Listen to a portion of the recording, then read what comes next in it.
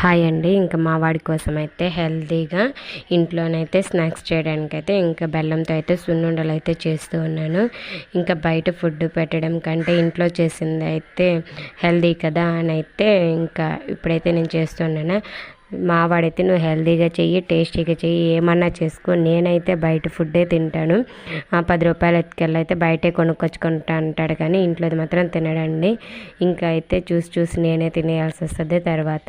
ఇంకా సర్లే ఇక్కడ తినకపోయినా స్కూల్కి ఎత్తుకెళ్ళినా తింటాడేమోనని స్కూల్కి పెట్టి పంపించినా కూడా ఎట్లా పెట్టినా అట్లానే రిటర్న్ తీసుకొని అయితే వచ్చేస్తాడు. ఏమంటే నాకొద్దు, నాకేం తినాలనిపించలేదు, లేదా గంట కొట్టేసరి ఇంక నేను తినలేదని అయితే చెప్పేస్తాడు. ఇంక మీ పిల్లలు కూడా ఇలానే ఉన్నారా? మంచివి చేస్తే ఎవరికైనా నచ్చవు కదా. బయట ఫుడ్ అయితే పిల్లలకి ఈ మధ్య అయితే బాగా నచ్చుతుంది కదా.